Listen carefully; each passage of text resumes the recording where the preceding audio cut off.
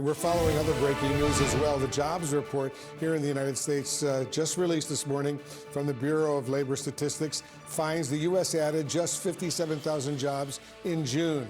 Economists had expected almost twice that number, and it marks a cool down from May's gains of 129,000 jobs. The unemployment rate did tick down slightly to 4.2%. Joining us now is the president and founder of the Budget Lab at Yale Law School, Natasha Sarin. Natasha was also a counselor to former Treasury Secretary Janet Yellen. Thanks so much for joining us, Natasha. First of all, what's your takeaway from these latest numbers, and what could they signal about the U.S. economy? Yeah, well, I think we're in a situation where what economists call the break-even rate for employment, so the number of jobs that you need to see added in order for there to be net steady growth in the labor market, is somewhere between 0 and 50,000 jobs. So although this print is sort of lower than expectations, you very much clear the bar with respect to that break-even rate. And that's why you saw unemployment actually tick down slightly this month. So the labor market is actually looking like it is in pretty good shape. The unemployment rate has essentially been stable over the course of the last year. The real worrying sign from the perspective of the Federal Reserve and the economy writ large is what's happening to inflation and prices. And you actually started to get a sense of that in this report today as well, because you're seeing wage growth tick up, which is great news for the American people and American households, but is going to put upward pressure on prices. Natasha, I want you to stand by because I also want to bring in our White House correspondent, Elena Treen. Elena, you and our White House team have been poring over President Trump's 1,000-page financial disclosure statement, and you're getting new insight right now into his wealth during his first year back in the White House. What can you tell us? Yeah, that's right, Wolf. This disclosure report, as you mentioned, it's nearly 1,000 pages. And when we poured through it, I mean, one of the big takeaways that we really walked through yesterday was about how the president has made roughly $1.4 billion in money from cryptocurrency. But if you take a deeper look and look at his two premier Florida properties, of course, Mar-a-Lago, but also his Doral Resort in Florida, you're seeing he is bringing in a ton of money from those as well, and at much higher levels than in previous years. Just to break it down for you, over the 2025 year, last year when he was in office, he took in nearly $77.5 million from Mar-a-Lago. That is more than 50% over what it earned him in the previous year, and triple what he was bringing in from the year 2020, just to give you some context. When you look at Doral, he brought in $122 million in 2025. He made $110 million in 2024. A lot of, experts, legal experts, ethical experts are arguing that part of this reason that you're seeing such a high spike in the revenues that Trump is making from these properties is because so many people want to become members, want to have their events at Mar-a-Lago and his other properties, in part because of that proximity to the president, this idea of trying to gain his ear when he's holding court, for example, on the patio of his Florida home. Another big thing where you've seen a difference in recent years is that the membership fee at Mar-a-Lago has risen now to $1 million. That is obviously a huge amount. Compare that with what Trump was charging members at his Mar-a-Lago club before he ever ran for president, before 2016.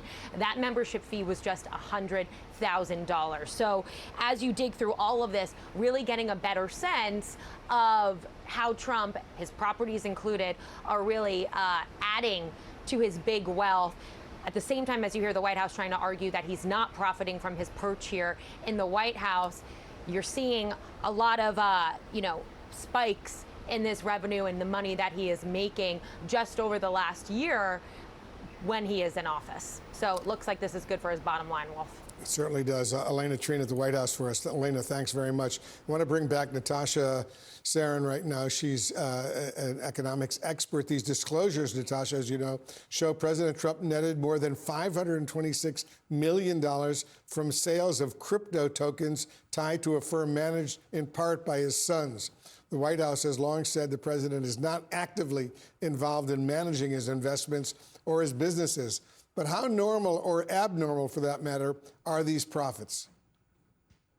Well, they're incredibly significant, and it's sort of noteworthy that we're in a situation where the cryptocurrency industry is regulated by this administration and ultimately by the president. And so the biggest concern from the perspective of ethics folks who are watching these this reporting, but also from the American people as they're concerned about the nature of what this means for our democracy, is that you might be in a situation where on the one hand, the administration and the president are enriching themselves, and on the other hand, they might take, or at least appear to take, a lighter touch from a regulatory perspective to the industry that is so central to the president's portfolio. And I think that is a real concern. And frankly, even that appearance is a real concern. It's why when you are in government, there are rules that sort of dictate that you cannot actively be investing in exactly the industries that you're exposed to as a policymaker. And the president has argued that he's exempt from those rules, but I think they're in place for a reason, and they're in place exactly to prevent even the appearance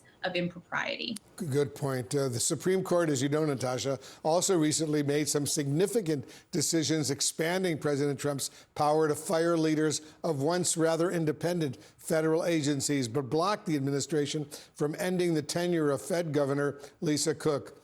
Between these rulings, the jobs numbers and the markets, what's your big picture right now, your big picture view of the U.S. economy?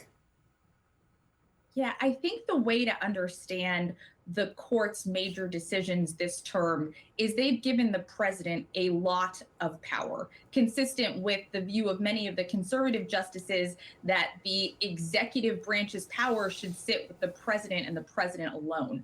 But you saw that the Supreme Court was very careful to sort of carve out the Federal Reserve and maintain that it's very important for that independent agency to be protected from even the appearance of political interference. And so I think from the perspective of those who are concerned, as I am, that a lot of what you've seen the administration and the president particularly do over the course of the last year and a half is work to diminish the capacity of the Federal Reserve to operate independently and care exclusively about the trajectory of inflation and what's happening in the labor market and the signs we got earlier today.